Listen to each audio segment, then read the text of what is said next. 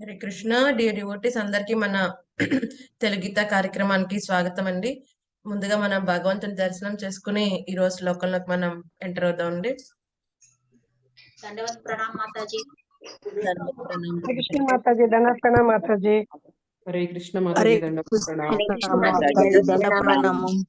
హరే కృష్ణ. माता అందరికీ जी ధన్యవాద दंडवत ప్రణామం. प्रणाम। అందరికీ ధన్యవాద ప్రణామం డివోటీస్. బలదేవ్ జగన్నాథ్ సుభద్రమయ్య की जय, సుదర్శన భగవాన్ की जय, నితాయ్ గౌర ప్రేమానందే హరి హరి बोल। वामन देव भगवान की जय, परशुराम भगवान की जय, पंचतत्व की जय, गौर प्रेमानंदे हरि हरि जय। ओमज्ञानतिमिरान्धस्य ज्ञानाञ्जनाशलाकया चक्षुरुन्मीलितं येन तस्मै श्रीगुरवे नमः। नमो ॐ विष्णुपादाय कृष्णपृष्ठाय भूतले श्रीमते भक्तिवेदान्त स्वामिन् इति नामिने। नमस्ते सरस्वते देवे गौरवाणी प्रचारिणे निर्विशेषा शून्यवादी पाश्चात्य देशतारिणे। जय श्री कृष्ण चैतन्य प्रभु नित्यानंद श्री अद्वैता गदाधर श्रीवसादि गौर भक्त वृंदा। हरे कृष्ण कृष्ण कृष्ण हरे हरे, हरे राम राम राम हरे हरे। కృష్ణ. సో మనం భగవద్గీత 4వ అధ్యాయం దివ్య జ్ఞానంలోకి ఈ రోజు మనం అడుగు పెడుతున్నామండి. సో ఈ రోజు మనం మొదటి 1 మరియు 2వ శ్లోకం గురించి మనం తెలుసుకోబోతున్నాం. శ్రీ భగవాను వాచ ఇమం వివస్వతే యోగం ప్రోక్తవానహమవ్యయం వివస్వాన్మనవే ప్రాహ మనోరిక్ష్వా కవే బ్రవీత్. దేవదేవుడైన శ్రీకృష్ణ భగవానుడు పలికెను, అవ్యయమైన ఈ యోగ శాస్త్రమును నేను వివస్వానునకు సూర్యదేవునకు ఉపదేశించతని. వివస్వానుడు దానిని మానవులకు పిత అయిన మనువునకు ఉపదేశించగా మనువు దానిని ఇక్ష్వాకునకు ఉపదేశించెను. 2వ శ్లోకం. ఏవం పరంపరా ప్రాప్తం ఇమం రాజర్షయో విదుః సకాలే నేహ మహత యోగో నష్ట పరంతప. ఈ దివ్య జ్ఞానము ఈ విధముగా గురు శిష్య పరంపరా రూపమున స్వీకరించబడినది. రాజర్షులు దానిని ఆ రీతి అవగతము చేసుకొనిరి. కాని కాలక్రమమున పరంపర విచ్ఛిన్నమగుట వలన ఆ జ్ఞానము నశించినట్లుగా కనిపించుచున్నది. హరే కృష్ణ. సో మనం చాలా అద్భుతమైన అధ్యాయంలోకి అడుగు పెట్టామండి. సో నిన్నటితో మనం కర్మయోగం అనే అధ్యాయాన్ని కంప్లీట్ చేసుకుని ఈ రోజు నుంచి 4వ అధ్యాయము ట్రాన్సెండెంటల్ నాలెడ్జ్ దివ్య జ్ఞానము గురించి స్వామి చెప్పే విషయాలు మనం తెలుసుకోబోతున్నాం కదండి. సో 3వ అధ్యాయం కర్మయోగం, అలాగే 5వ అధ్యాయం కూడా కర్మయోగానికి సంబంధించింది కదండి. మీరు చూస్తే 5వ అధ్యాయం కూడా ఏముంటుంది, కర్మయోగం కృష్ణ భక్తి రసభావిత కర్మ. సో ఈ మధ్యలో ఈ దివ్య జ్ఞానం అనే అధ్యాయం, అంటే దివ్య జ్ఞానాన్ని స్వామి ఇవ్వాల్సి వచ్చింది, ఎందుకు ఇచ్చారు అన్న విషయాన్ని మనం తెలుసుకోబోతున్నాం. సో మనం కనుక చక్కగా అబ్జర్వ్ చేసి ఉంటే 3వ అధ్యాయం 30వ శ్లోకంలో స్వామి ఒక అద్భుతమైన విషయం చెప్పారు. ఏమని చెప్పారు, మయి సర్వాణి కర్మాణి. ఓ అర్జున, ఏదైతే కర్మలు చేస్తున్నావో అన్ని కర్మలు కూడా నాకు సమర్పించే విధంగా చేయవయ్యా. మరి అలా చేయమన్నాడు ఆయన, భగవంతుని పట్ల సంపూర్ణ జ్ఞానాన్ని కలిగి సన్యాసి ఆధ్యాత్మ చేతస, భగవంతుని గురించి సంపూర్ణ జ్ఞానం కలిగి ఉండి చేసే కర్మల యొక్క ఫలాల పట్ల ఆసక్తి లేకుండా, మమత్వం లేకుండా, ఫలాపేక్ష లేకుండా కర్మల్ని ఆచరించమన్నాడు. సరే, మరి స్వామికి అన్ని సమర్పించాలి, అలాగే సంపూర్ణ జ్ఞానం మరి ఎవరిస్తారు? ఒకటి స్వామి ఇవ్వాలి, లేకపోతే స్వామి యొక్క అంతరంగిక సేవకులు ఇవ్వాలి ఆ జ్ఞానాన్ని కదండి. సో అందుకని ఏదైతే ఆ సంపూర్ణ జ్ఞానం గురించి మాట్లాడుతున్నాడో స్వామి అక్కడ 3వ అధ్యాయం 30వ శ్లోకంలో, అది భగవద్గీత యొక్క ప్రయోజన శ్లోకం అని చెప్పుకున్నాం కదండి. ఆ యొక్క జ్ఞానాన్ని మనకి భగవంతుడు ఈ అధ్యాయంలో ఇవ్వబోతున్నాడు. అదే దివ్య జ్ఞానం కదండి. ఎందుకంటే భగవంతునికి సంబంధించిన జ్ఞానం అదంతా కూడా చాలా అద్భుతంగా ఉంటుంది, చాలా దివ్యమైన జ్ఞానం. భగవంతుని ఏ విధంగా చేరాలి జీవుడు కదండి, ఇవన్నీ విషయాలు మనకి అధ్యాయంలో తెలుస్తాయి.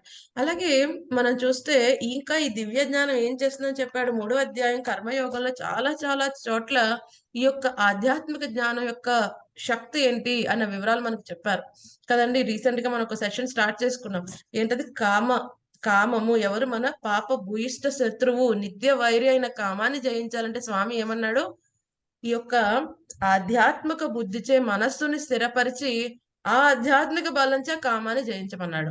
లేకపోతే ఏం చేస్తుందంట ఈ నిత్య వైరి పాప భూయిష్టమైన శత్రువు ఏం చేస్తుందంట, జ్ఞాన విజ్ఞాన నాశనం, జీవుడి యొక్క జ్ఞాన విజ్ఞానాన్ని నాశనం చేస్తుంది, తనకు శుద్ధ చైతన్యాన్ని కప్పి ఉంచుతుంది. సో ఈ దివ్య జ్ఞానం కారణంగా ఈ పాప భూయిష్ట శత్రువుని మనం జయించగలం. ఇంకోటి ఏమవుతుంది, ఈ రజోగుణం ఈ తమోగుణ రజోగుణాల నుంచి ఏమవుతుంది, మనం సత్వగుణంలోకి వెళ్ళే అవకాశం ఉంటుంది. ఇంకొకటి ఏమిటవుతుంది ఇక్కడ మనకి ఈ యొక్క కర్మయోగం నుంచి నిష్కామ కర్మయోగం వెళ్ళే యొక్క ఎలివేషన్ ఆ యొక్క అభివృద్ధి అనేది జరుగుతుంది. ఈ జ్ఞానం కనుక మనకు కలిగి ఉంటే చాలా సునాయాసంగా.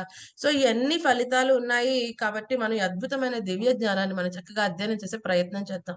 సో మనం చూస్తే 3వ అధ్యాయంలో అర్జునుడు ప్రశ్నిస్తున్నాడు, అలాగే 2వ అధ్యాయం కూడా అర్జునుడు ప్రశ్నించాడు, స్వామి సమాధానం చెప్తూ ఉంటారు.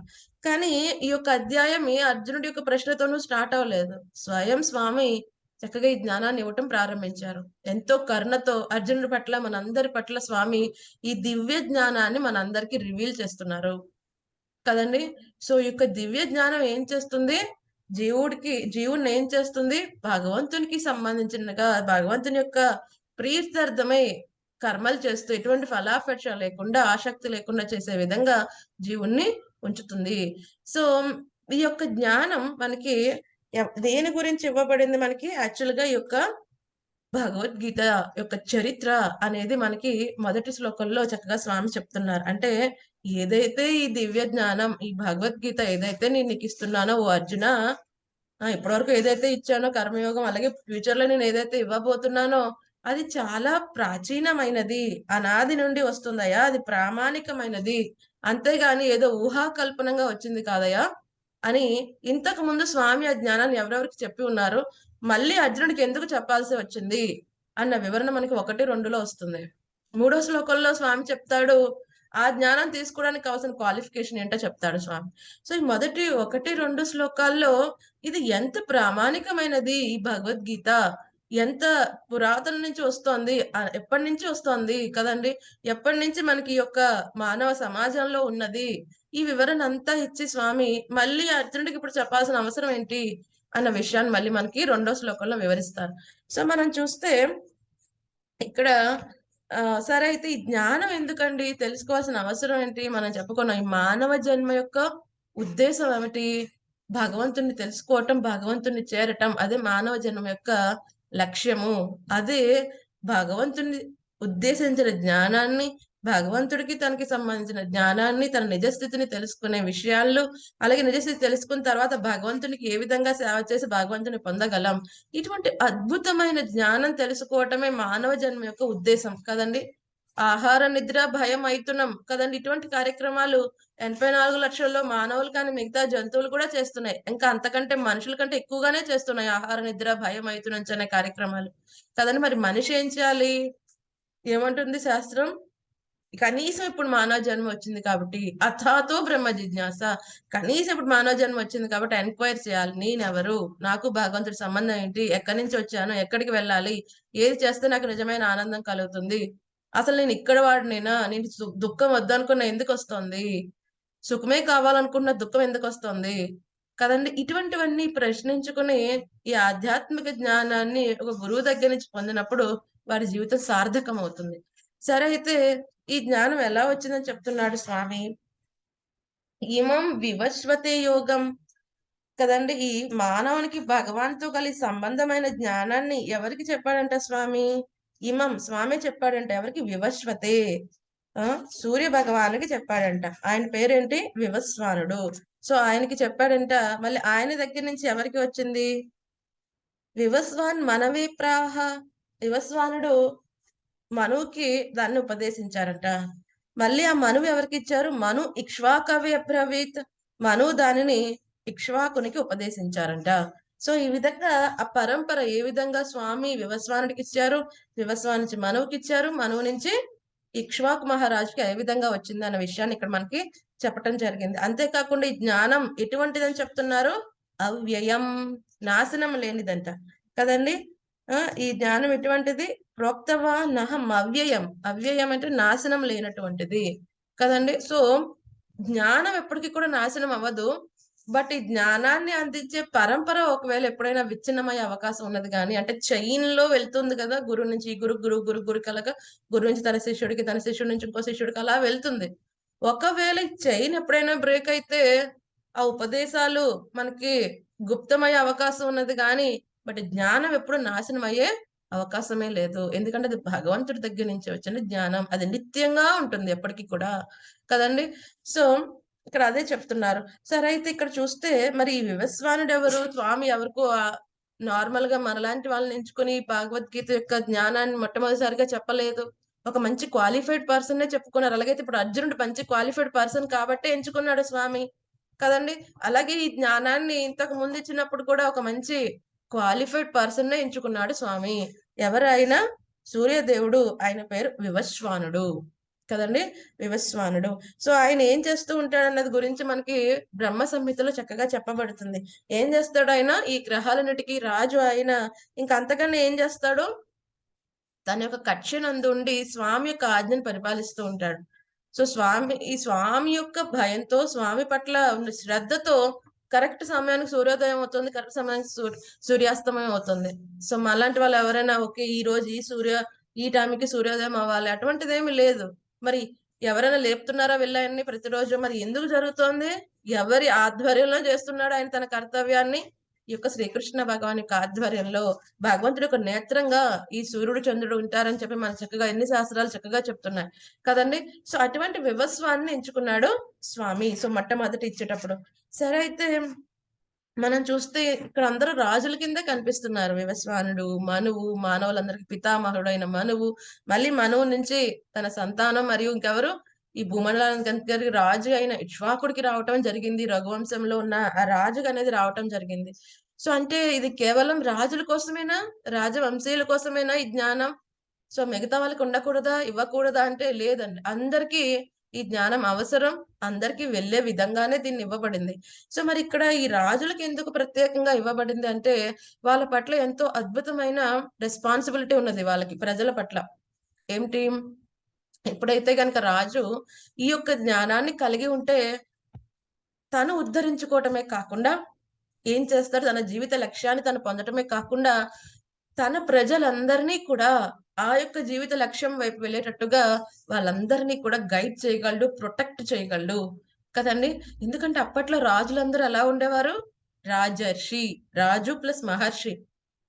అంటే మరి ఇప్పుడు రాజర్షి ఇంకా ఏమి కిరీటం అయేం పెట్టుకోకుండా అన్ని సాధువులా ఉంటాడా? లేదు. లోపల ఆ మనస్తత్వం చేతనంతా మహర్షిలాగా ఉంటుంది. అంటే దేని పట్ల కూడా అటాచ్‌మెంట్ ఉండదు. వైరాగ్య భావంతో ఉంటాడు.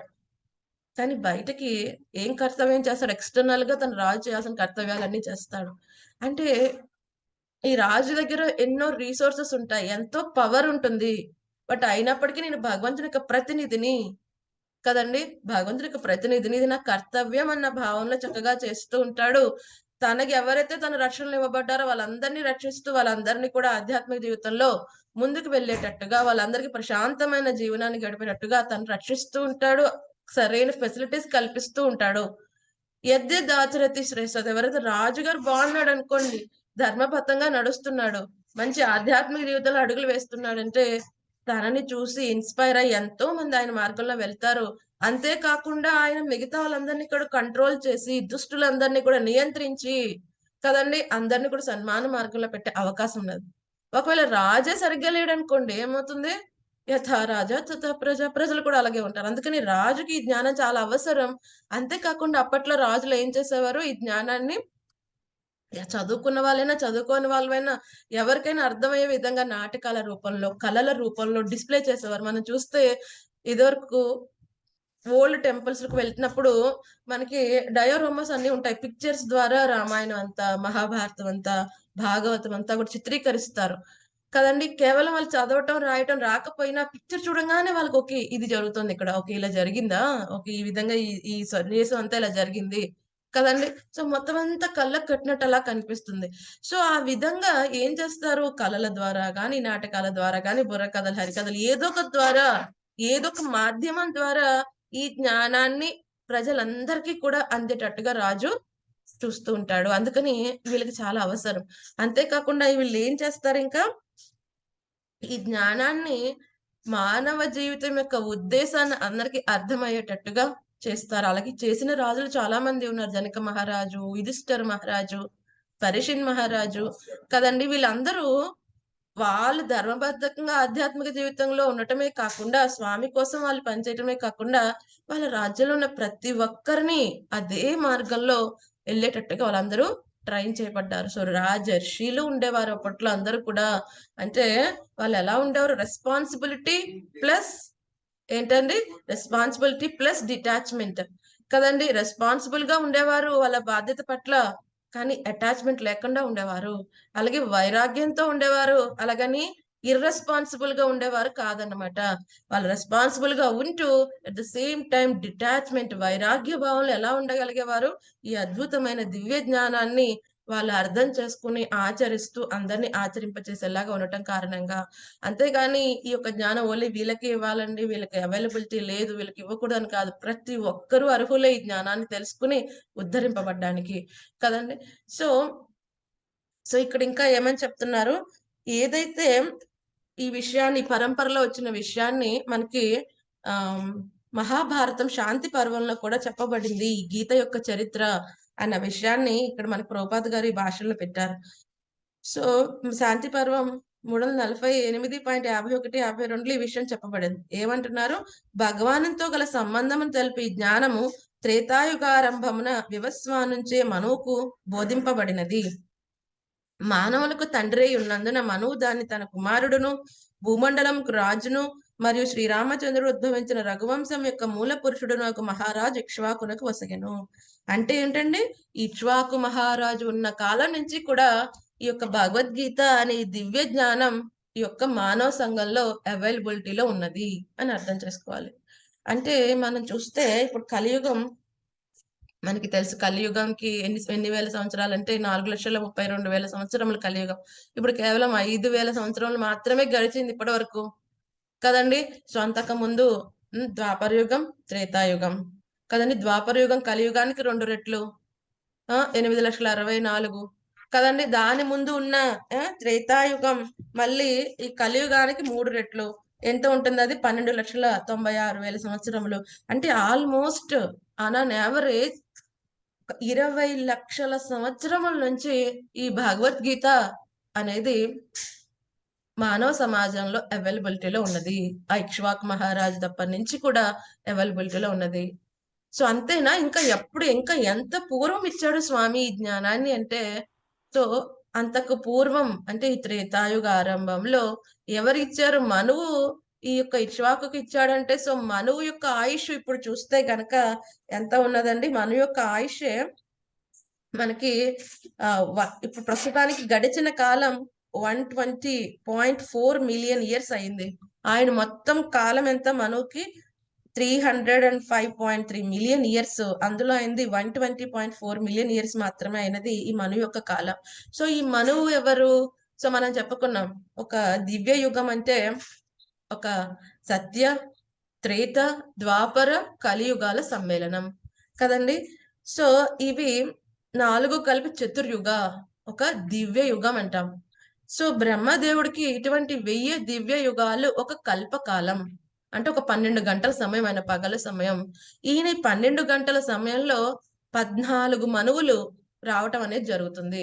అంటే ఒక్కొక్క మనువుకి ఆన్ యావరేజ్ గా ఒక 71 దివ్య యుగాల మనువు ఉంటాడు ఆ టైంలో కదండి. సో మనకి 14 మనువుల గురించి చక్కగా శ్రీమద్ భాగవతంలో వాళ్ళ పేర్లు చాలా చోట్ల ఇవ్వబడ్డాయి కదండి. ఎవరైనా మొదటి మను స్వయంభూ మను, స్వరోచిష మను, ఉత్తమ మను, తామస మను, రైవత మను, చక్షుష మను, వైవస్వత మను, సావర్ణి మను, దక్ష సావర్ణి, బ్రహ్మ సావర్ణి, ధర్మ సావర్ణి, రుద్ర సావర్ణి, దేవ సావర్ణి మరియు ఇంద్ర సావర్ణి. వీళ్ళందరూ కూడా 14 మనువులు కదండి. 14 మనువులు వీళ్ళు ఉంటారు. సరే, అయితే ఇప్పుడు మనం ఏ మన్వంతరంలో ఉన్నాం, 7వ మన్వంతరం, వైవస్వత మన్వంతరంలో మనం ఉన్నాం కదండి. సో ఈ యొక్క వైవస్వత మన్వంతరంలో ఇప్పుడు ఉన్నాం. సో మన యొక్క సమయం ఇప్పుడు ఆల్రెడీ 120.4 మిలియన్ ఇయర్స్ జరిగింది. సో అంటే దీనికంటే పూర్వమే మనువుకి ఎవరిచ్చారు? ఈ వివస్వానుడు ఇచ్చాడు. అంటే దీనికంటే పూర్వమే ఆ వివస్వానుడికి శ్రీకృష్ణ భగవానుడు దీన్ని ఉపదేశించడం జరిగింది. అంటే ఆల్మోస్ట్ 120.4 మిలియన్ ఇయర్స్ క్రితం ఈ జ్ఞానం స్వామి వివస్వానుడికి ఇవ్వటం అనేది జరిగింది. మన మానవ సమాజంలో ఇక్ష్వాకు మహారాజు దగ్గర నుంచి చూస్తే గనక మనకి ఆల్మోస్ట్ 20 లక్షల సంవత్సరముల నుంచి ఈ జ్ఞానం అనేది అవైలబిలిటీలోనే మనందరికీ ఉన్నది. సో దీన్ని బట్టి ఇదేమి కల్పితం కాదు కదండి అని భగవద్గీత యొక్క స్థూల చరిత్ర స్వయం శ్రీకృష్ణ భగవానుడు భగవద్గీతలో చెప్పారు. ఇదేం మనం ఊహించింది కాదు. ఓ ఇన్ని సంవత్సరాల ముందు వచ్చేసిందండి అనే మనం ఊహించింది కాదు కదండి. సో ఈ స్వామి చక్కగా చెప్తున్నారు ఈ భగవద్గీత యొక్క ప్రామాణికత్వాన్ని. చాలా మంది చెప్తారు ఇప్పుడిప్పుడు రాసేసారండి ఇవన్నీ కూడా వీళ్ళు, దానికి ఒక పేరు పెడుతున్నారు పురాతనాలు పురాణాలు అని చెప్పి. కానీ స్వామి చెప్తున్నాడు ఇది ఎంత ప్రామాణికమైనది కదండి, ఎంత ప్రామాణికమైనది. అంతేకాకుండా ఈ భగవద్గీత ఎటువంటిదని చెప్తున్నారు ఇక్కడ? అపౌరుషేయం. ఏదైతే భగవంతుడి దగ్గర నుంచి వస్తుందో దాన్ని ఏమంటారు? మానవాతీతమైన జ్ఞానం. వేదములు కదండి, ఈ యొక్క భగవద్గీత ఇవన్నీ ఏంటి? అపౌరుషయాలు, అంటే మానవాతీతమైనవి. మానవాతీతమైనది అపౌరుషాలు అంటే ఏంటి? ఏదైతే సాధారణ మానవుడు చేసే పని పట్ల సాధారణ మానవుడు ఏదైనా ఇస్తే 4 రకాల ప్రాబ్లమ్స్ ఉంటాయి అందులో. అటువంటి ప్రాబ్లమ్స్ ఏమీ లేనిది అది అపౌరుషేయం. ఏంటంటే ఆ 4 ప్రాబ్లమ్స్? ఈ యొక్క బద్ధ జీవుడు ఏదైనా చేస్తే ఈ 4 రకాల ప్రాబ్లమ్స్ ఉంటాయి. ఒకటి ఏంటి?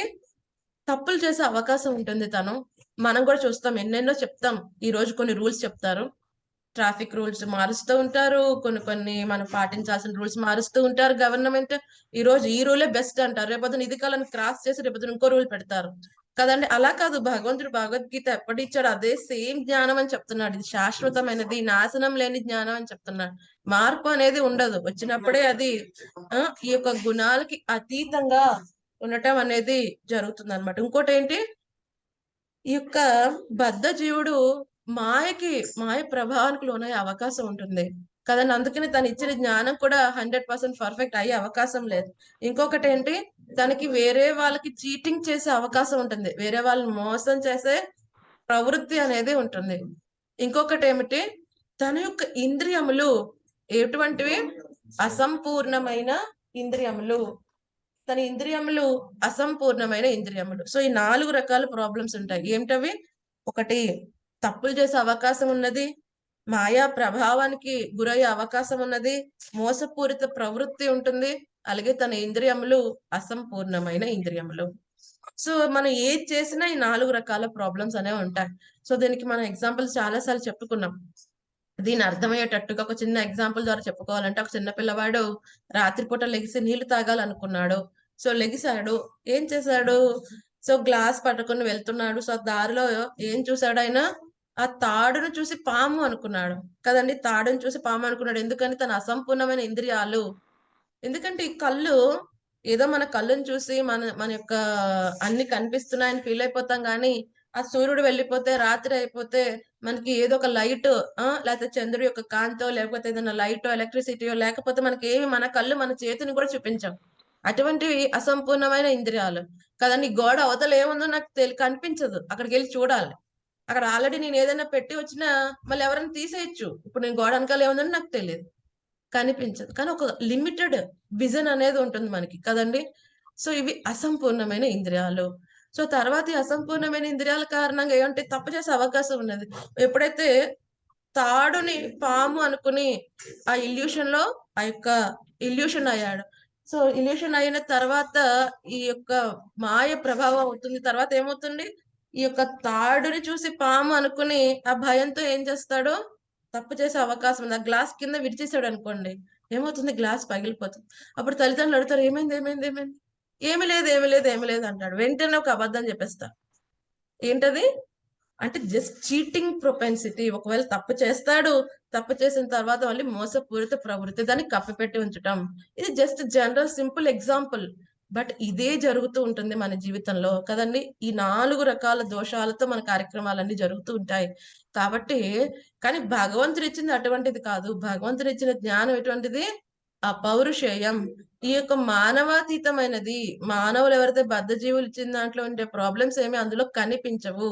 ఇది అవ్యయం, నాశనం లేనటువంటిది ఈ జ్ఞానం అని చెప్పి స్వామి చక్కగా మనకి చెప్పటం జరిగింది. సో సరే అయితే ఇప్పుడు ఇక్కడ వరకు అంతా బాగానే ఉంది. మరి రెండో శ్లోకంలో స్వామి చెప్తున్నాడు. ఇప్పుడు అర్జునుడు అడగవచ్చు, అదే ఆల్రెడీ ఇచ్చేసావు కదయ్యా, మళ్ళీ నాకు ఈ జ్ఞానం ఇస్తున్నావు ఎందుకు, అసలు ఈ జ్ఞానం ఎందుకు ఇక్కడ అవైలబిలిటీలో లేదు అని అడగవచ్చు కదా. అందుకని స్వామి రెండో శ్లోకంలో చెప్తున్నారు. ఏమన్నారు? ఏవం పరంపర ప్రాప్తం ఇమం రాజర్షయో విదుహు.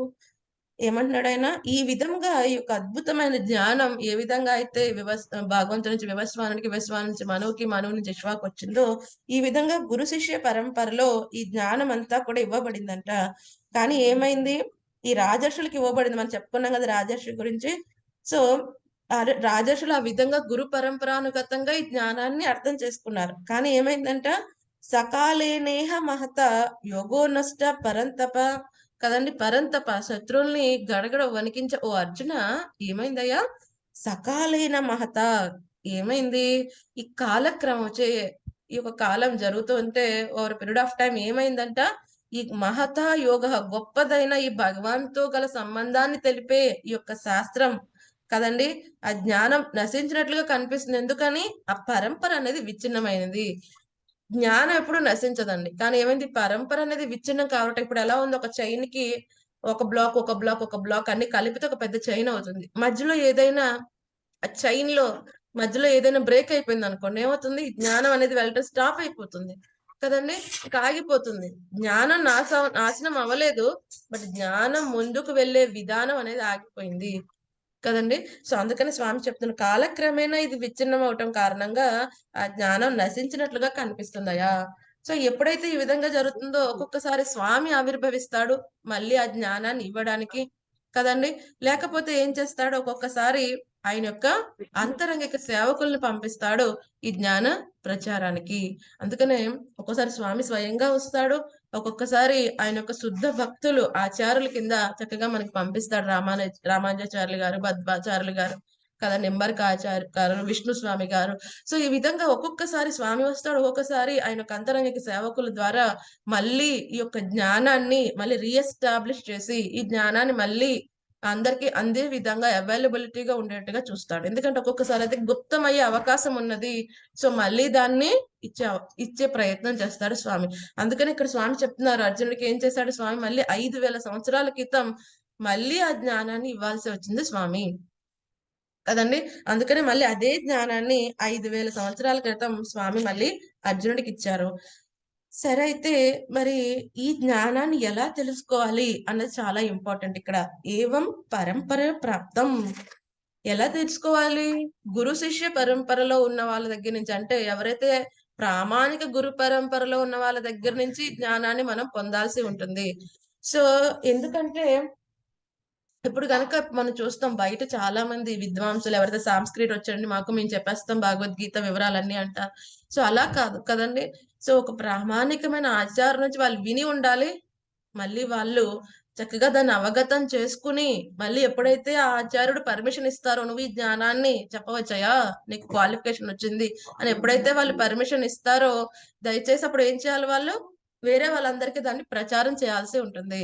అలా కాకుండా ఎవరైతే కేవలం దాని ఒక వ్యాపారం కింద, ఎందుకంటే భగవద్గీత అనేది చాలా ఫేమస్. ఎందుకంటే స్వామి యొక్క పేరు ఎంత ప్రచారంలో ఉంటుందో స్వామి ఇచ్చిన ఈ భగవద్గీత కూడా అంతే పేరు ప్రఖ్యాతులు, అంతే కీర్తి గడించి ఉన్నది. సో చాలా మంది ఏమనుకుంటారు, బాగా కీర్తి దీనికి ఉన్నది, బాగా ఫేమస్ కాబట్టి ఇప్పుడు దీన్ని కనుక నేను వ్యాపారం కింద మార్చుకుంటే సో అయిపోయింది నా జీవితానికి. కొంతమంది వ్యాపార ప్రవృత్తితో దాని వాళ్ళ యొక్క జీవన విధానంలో పెట్టుకుంటారు, దాన్ని డబ్బు సంపాదన కోసం వాడుకుంటూ ఉంటారు. కానీ వాళ్ళు గనక వాళ్ళ మెంటల్ కాన్ఫ్యూషన్, మానసిక కల్పనల ద్వారా వాళ్ళు కొన్ని వివరాలు ఇచ్చేస్తే గనక ఏమవుతుందండి? వాళ్ళు నాశనం అవటమే కాకుండా వాళ్ళని ఎవరైతే ఫాలో అవుతున్నారో వాళ్ళని కూడా అధోగతి పాలు వాళ్ళు చేస్తూ ఉంటారు. చాలా మంది, నేను మొన్న ఒకసారి విన్నాను, మహారాజ్ చెప్తున్నారు, ఒక ప్రవచనకారుడు ఉన్నాడంట, భగవద్గీత బాగా ప్రవచనాలు ఇస్తున్నాడు, ఎక్కడికెళ్ళా క్యారీ చేస్తూ ఉంటాడు. సో బాగానే ఉంది, అంతా బాగుంది. సో ఒక వ్యక్తి వచ్చి ఆయన అడిగారంట, సరే అయితే స్వామీజీ నేను విన్నాను రీసెంట్ గా రాసలీల స్వామి చాలా అద్భుతమైన లీల చేశాడంట, సో ఆ రాసలీల గురించి ఏమైనా చెప్తారా కొన్ని విషయాలు? అంటే ఈ వ్యక్తి ఎవరైతే ప్రవచనకారు చెప్తున్నారంటే ఆ రాసలీల చేసిన వ్యక్తి వేరు, భగవద్గీత మాట్లాడిన వ్యక్తి వేరు అని చెప్తున్నాడంట. అంటే ఏమైంది? సో అసలు కనీసం భగవంతుడి గురించి, ఆయన పొటెన్సీస్ గురించి కూడా అర్థం కాకుండానే వాళ్ళు ఇచ్చేస్తున్నారు ప్రవచనాలు. చాలా మందికి వాళ్ళు వ్యాఖ్యానాలు రాస్తారు గానీ భగవంతుడు దేవాది దేవుడని వాళ్ళు అంగీకరించరు. కదండీ! వాళ్ళేమంటారు? నిరాకారమేనండి ఫైనల్. ఆ నిరాకారం నుంచి ఇప్పుడు స్వామి పుట్టుకొచ్చాడు. ఈ జ్ఞానం ఇచ్చాడు. మళ్ళీ నిరాకారంలోకి వెళ్ళిపోయాడని చెప్తారు. కానీ నిజంగా భగవద్గీత అర్థం చేసుకుంటే మనకు అర్థమవుతుంది. ఏమంటాడు స్వామి? ఆ నిరాకార బ్రహ్మానికి కూడా నేనే ఆధారం. నా శరీర కాంతినయ్యా అది నిరాకార బ్రహ్మం.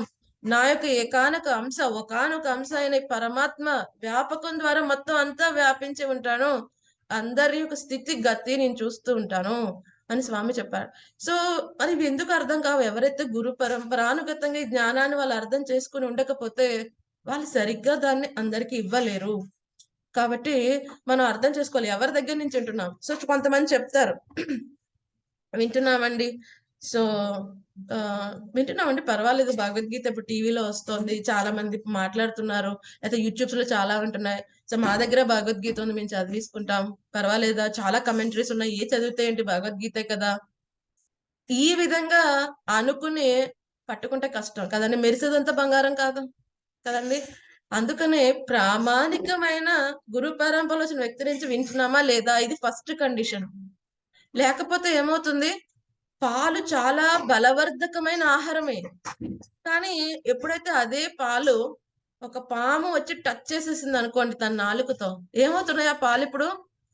ఇక బలాన్ని ఇవ్వవు సరికదా, ఎవరైతే తాగుతారో వాటి ప్రాణాన్ని హరించి వేస్తాయి. సో ఇది జరుగుతుంది కదండీ! సో ఏమవుతుంది? ఒకవేళ వాడు ఎవరైతే మానసిక కల్పనల ద్వారా చెప్తున్న వాళ్ళ దగ్గర నుంచి వింటే ఏమవుతుంది? ఎలాగైతే విషం పాము టచ్ చేసిన పాలు తాగితే వాడి ప్రాణం పోతుందో, అలాగే మానసిక కల్పనల ద్వారా, ఊహాగానాల ద్వారా భగవంతుని రకరకాలుగా వాళ్ళు ఇష్టం వచ్చినట్టు మాట్లాడే వాళ్ళ దగ్గర నుంచి వింటే, మన ఆధ్యాత్మిక జీవితం నాశనం అయిపోతుంది. ఉద్ధరింపడం తర్వాత విషయం. ఉద్ధరించుకోవటం అనే తర్వాత నాశనం అయిపోవడం జరుగుతుంది. అందుకని ఎప్పుడైనా సరే ఈ 2 రకాల కృష్ణ కథలుంటాయి. ఏంటండి అవి? భగవద్గీత, శ్రీమద్ భాగవతం. భగవద్గీత స్వామి మనకిచ్చిన ఇన్‌స్ట్రక్షన్స్ ఎలా ఉండాలి? మాన్యుయల్ మనందరికి ఇచ్చిన మాన్యుయల్ కదండీ! ఏదైనా ఒక ప్రొడక్ట్ మనం తీసుకున్నప్పుడు ఒక మాన్యుయల్ ఇస్తారు. ఫోన్ గానీ, ఫ్రిడ్జ్ కానీ, గ్రైండర్ గానీ కదండీ! మైక్రో ఓవెన్ గానీ ఎలా ఉపయోగించాలి ఇస్తారు. అలాగే ఈ మానవ జీవితానికి ఇచ్చిన మాన్యుయల్ భగవద్గీత కదండీ! స్వామి వండర్‌ఫుల్‌గా ఎంతో అద్భుతంగా 700 శ్లోకాల్లో మనందరికీ కదండీ! ఏ విధంగా జీవిస్తే ఈ భౌతిక ప్రపంచం దుఃఖాలయం అయినప్పటికీ కూడా ఉన్నంత సేపు కూడా ప్రశాంతమైన జీవితాన్ని గడపగలవు. అలాగే ఈ దేహం విడిచిన తర్వాత శాశ్వతంగా ఆనందంగా ఉండే ఒక అద్భుతమైన ప్రదేశానికి వెళ్లి, ఆధ్యాత్మిక ప్రపంచానికి వెళ్లి స్వామికి నిరంతరంగా ఎలా సేవ చేసుకోగలవు? కదండీ! ఏ విధంగా నీ నిజ స్థితిలో నువ్వు ఉండగలవు? మళ్ళీ ఈ తుక్కాలమైన ప్రదేశానికి తిరిగి రావు అని అద్భుతమైన ఈ యొక్క మాన్యుయల్ కదండీ! ఇవ్వబడింది. ఇచ్చాడు స్వామి. సో దీన్ని ఎలా తీసుకోవాలి మాన్యుయల్‌ని? యథాతథంగా తీసుకోవాలి. కదండీ! ఎవరైతే కంపెనీ ప్రొడక్ట్ కొన్నప్పుడు కంపెనీ వాడిచ్చిన మాన్యుయల్లే వాడాలి. కదండీ! సో ఎవరో ఒకళ్ళు మేము 10 ఏళ్ల బట్టి వాడుతున్నామండి మాకు తెలుసు అని చెప్పి వాడు కొన్ని ఇన్‌స్ట్రక్షన్స్ రాసి ఇచ్చేసాడనుకోండి. ఆ!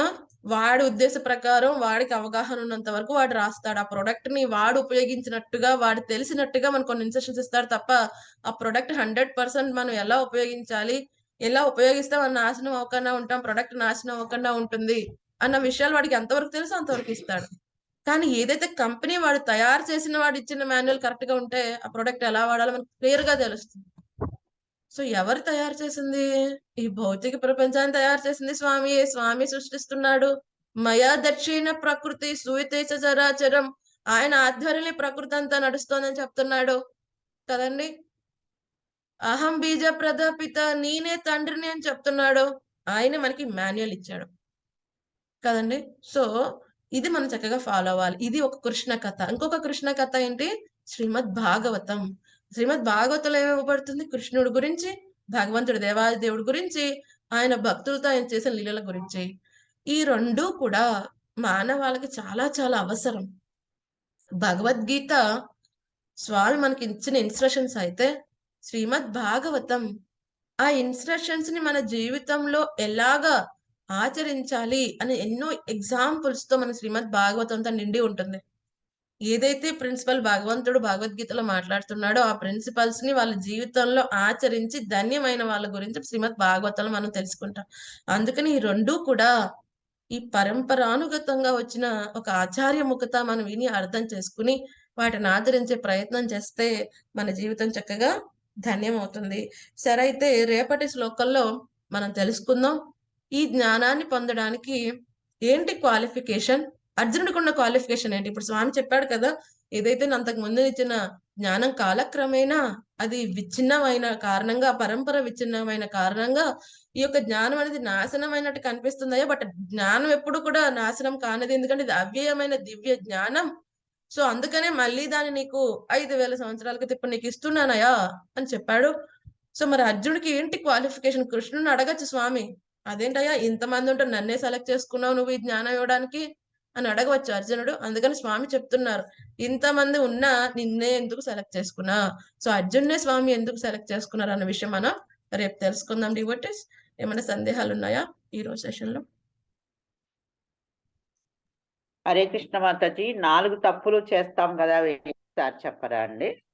ఓకే, ఒకటి మన ఇంద్రియాలు అసంపూర్ణమైన ఇంద్రియాల కారణంగా తప్పులు చేసే అవకాశం ఉంటుంది. సో నెక్స్ట్ ఏంటి, ఈ యొక్క ఒకటి అసంపూర్ణ ఇంద్రియాలు, ఇంకొకటి ఏంటి ఇల్యూషన్, భ్రాంతికి గురవుతాం.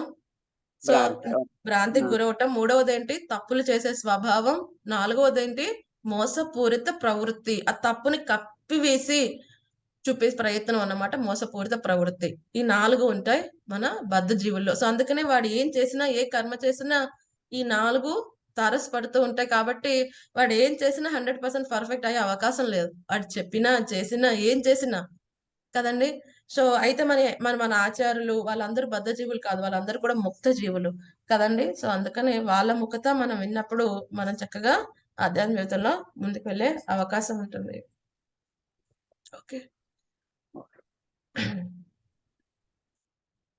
సార్, ప్రభుపాద్ గారు చెప్తారు, ఈవెన్ మనకి డిఫెక్ట్స్ ఉన్నప్పటికీ కూడా ఎలాగైతే పోస్ట్ మ్యాన్ ఏం చేస్తాడండి, పోస్ట్ మ్యాన్ తనకి బాడీలో ఎన్ని ప్రాబ్లమ్స్ ఉన్నా, తన భేదవాడైనా ఏదైనా సరే, తను ఏదైనా ఒక మనీ కొరియర్ తీసుకుని వచ్చాడు అనుకోండి, యథాతథంగా ఇస్తే అది డెలివర్ చేయగలడు.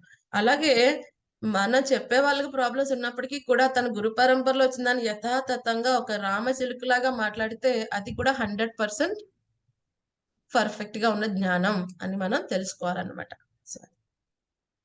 ఓకే, ఏమైనా సందేహాలు? హరే కృష్ణ మాతాజీ. హరే కృష్ణ. నేను చాట్ లో ఒక నెంబర్ పెట్టాను మాతాజీ. ఓకే, అమ్మాయి రోజు ఒక్కొక్క రోజు దీంట్లో జాయిన్ కాలేకపోతుంది క్లాసులలో. అందుకని వీడియోస్ ఉంటే పెడతారో ఏమోనని పెట్టాను. ఆ నెంబర్ పెట్టారా మాతాజీ? ఓకే, ఈ నంబర్ కి నేను ఈ యొక్క యూట్యూబ్ ఛానల్ ఏది సబ్స్క్రైబ్ చేస్తే డైరెక్ట్ గా రోజు ఆవిడ అందులో చూడవచ్చు అన్న విషయాలు తెలుస్తాయి. సో నేను ఈ నెంబర్ కి మన యూట్యూబ్ ఛానల్ ఇన్ఫర్మేషన్ పంపిస్తానండి. సో ఆ యూట్యూబ్ ఛానల్ సబ్స్క్రైబ్ అయితే డైరెక్ట్ గా మనకు ప్రతిరోజు నేను అందులోనే అప్లోడ్ చేస్తాను క్లాసెస్ అన్ని, మన తెలుగు గీతవి. సో చక్కగా అక్కడ నుంచి మాతాజీ చక్కగా వినవచ్చు. ఓకే మాతాజీ. హరే కృష్ణ మాతాజీ, ధన్యవాదాలు Mataji. Hare Krishna Mataji. Hare Krishna Mataji. Okay, Hare Krishna dear devotees. So రేపు మనం మళ్ళీ కంటిన్యూ చేద్దాం. హరే కృష్ణ హరే కృష్ణ కృష్ణ కృష్ణ హరే హరే హరే రామ హరే రామ రామ రామ హరే హరే. చంద్ర శ్రీమద్ భగవద్గీత కి లీల ప్రభుపాద్ की जय, गुरु महाराज जय, पताका स्वामी महाराज की जय. Thank you devotees. Hare Krishna. Hare Krishna మాతాజీ. हरे कृष्ण. హరే కృష్ణ మాతాజీ, ధన్యవాదాలు. हरे कृष्ण.